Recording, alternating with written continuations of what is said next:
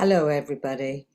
I just want to talk to you today. This is mainly aimed at all you people in my Rebuild Your Life group, but those of you who are rebuilding your life who are not in my group as well. So I saw a lady this morning, a client, and she was caught up in a repeating pattern of, the third, fourth relationship that she's in her mid 50s and it was breaking down, and it was the same pattern as ones before. And it reminded me of nearly 40 years ago when I was just coming out of my marriage, and I was with a group of people, a kind of a support group of people who supported and shared with each other. And I was kind of feeling very raw, very frightened, very unsure, and not even sure if I was in the right group of people because they all seemed to be a lot more certain and calm and clear than I was. And I was concluding that they just didn't have difficulties as hard as mine were. Anyway, there was a lovely woman there, and I can still see her sitting, talking about her current situation. And I looked at her and I thought, what a lovely woman. And she seemed really bright, really intelligent, and quite a together person. And so I was listening carefully to what she said. And she was going through her fourth divorce, which absolutely horrified me. I felt really stunned that anybody with half the intelligence could have managed to do that four times. It was her fourth marriage to an alcoholic. And I was absolutely flabbergasted, thinking, how did she do that? How could anybody do that four times? Even to just get married four times, but to get herself in the same situation four times. So I was really, really stunned. And I made a commitment to myself to make sure I didn't jump into another relationship straight away, because I see that a lot of people actually do that. That was nearly 40 years ago. And since then, I've seen a lot of people, when you feel lost and lonely and not belonging, and, um, it's easy to drift into another relationship with someone who's, got a bit of time and a few kind words for you. But I had a sufficient shock to decide, well, I'm not going to do that. And I actually made a commitment to myself. I had signed up for a 4-year training in social work and a social science degree at the same time. And it was over a period of 4 years. And I thought, well, for the duration of this course and training, I am going to focus on, uh, you know, completing the course and getting all the assignments done. I had gone into therapy as well, counseling, and I thought I'll focus on that and sorting myself out. And, my children had had a rough few years as well. The breakup of parents and family, that's tough on children, and they needed some stability and not to have to be getting used to some other people traipsing in and out of the house and having to like them. That just kind of really made things clear for me. So that was a commitment I made to myself. And I can say that I pretty well stuck to that. I had like an odd few random dates with odd people, but I was definitely not for getting involved with anybody during those years. So in my therapy, I realized that I had spent quite a few years drifting back into the relationship with my ex and out again and back in and out again. And I came to discover in therapy that that kind of codependence it wasn't actually about the relationship with him, it was about the relationship with my mother. I had been left as a baby of a few weeks old.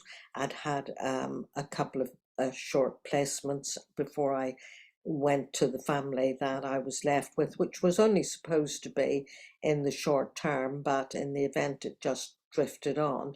But it was all very uncertain. So um, that kind of feelings of abandonment and rejection, all of those very primal early feelings, had never been healed for me. And so as I went through therapy, I was able to get some insight into those yearnings that and longings that kept taking me back into a relationship that just didn't work for me.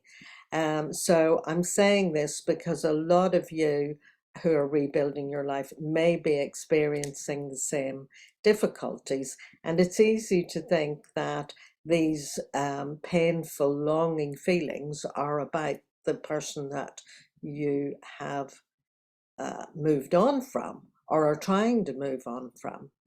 So, meanwhile, while all this was going on, in my social work training, I realized that there is a huge difference between parenting and caregiving. I would go and visit children in children's homes, and I came to realize that really one of the big things missing for children in children's homes was parenting. They had a lot of, they were children in care, and actually they were cared for. You know, they had clean pajamas, they had clean sheets on the bed, they got fed, they were taken to school. People would see that they did their homework. They were taken care of. They had a roof over their head. They even had pocket money. And in some ways, I noticed that some of the children in care were maybe a bit better off than my own children, that I didn't have those kind of resources to give them. So I realized that, oh gosh, parenting is a totally different kettle of fish. I didn't realize it because I had never been parented myself, and I didn't know what parenting was.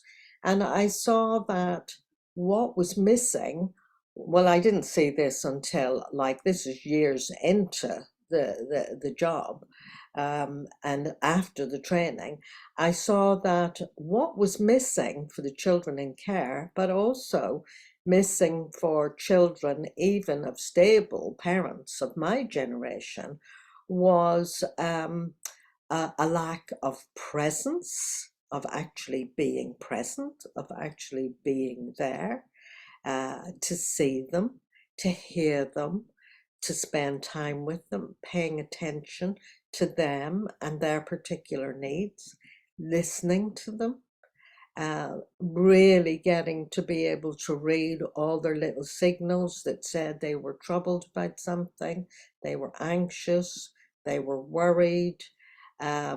You know, maybe even when I would see those signals, although to be honest, when I look back now, I was so caught up in the survival of it all that I was missing cues from my children, as some of you probably are too. And that's not a criticism because I know what it's like to be in survival mode. In survival mode, you're at the bottom of Maslow's hierarchy of needs. Most of you will have gone through some kind of a battle for a home, to just have a roof over your head, and a basic income from of some kind to pay to keep the roof over your head and to feed you all. So you know those are the things, the priorities, and you're missing what's going on with the children. You're taking care of them, you think you're doing a good job, maybe they're not complaining or acting up too much, But what's missing is maybe a bit more hugging, a bit more holding, a bit more praise, a bit more encouragement, a bit more tuning in to them. So, you know, that's just the way it was. So definitely, I'm flagging up to you all now that children miss out, and then sadly, you carry. If you, I would recommend that you all carry on in therapy as much as you're able. It's an expensive business when you're on a very limited income. But I remember thinking to myself, well, I can't afford this. And then I thought, well, actually, my life and my life choices and decisions were so much influenced by my early years and traumas that I thought, well, I can't afford not to do this and keep on with it and sort this all out for myself, because I became aware that I am the adult in my children's lives, and if I don't sort it out, you know, that they are getting the fallout from it all, as I did. So sadly, I think what happens then is the children get old enough to gradually begin to leave home, and they are leaving home and leaving a still dysfunctioning, maybe um, managing to keep the basics together, but still a not sorted out parent, a parent who's an adult child and hasn't quite matured. I remember saying to my counsellor, well, I feel like a teenager masquerading as an adult. I just don't feel grown up. And by the time I was leaving, I thought, well, I've kind of got to young adulthood with myself, because I was intelligent and quite competent, and people took it like, you know, I was all together. I wasn't. So the other thing I've learned as years have gone on is that we parent how we were parented. Now, parenting was missing for me, and you know, I just didn't know how to do it. And so sadly, by the time children grow up and leave home, they've not been parented. They've just simply not been parented. And especially if they leave home and they're living and working far away and not seeing you very often, they don't know a sorted parent. But so we do need to remember that when our children are grown up and gone, that we still have to make amends to them for the parent that we weren't while they were with us. And that's something that I'm learning now. I have carried on growing and developing and putting a lot of time and attention to it, but you know, you can have blind spots. So I'm going to leave that with you, and I'm going to say more about that aspect of reparenting yourself and actually reparenting your children as well. But that will come in another video. I'd love to hear your comments and experience of all this. Please leave the comments below. And if you need some support, please join our Rebuild Your Life group, and don't forget to click like and subscribe, and I'll see you in the next video. Bye for now.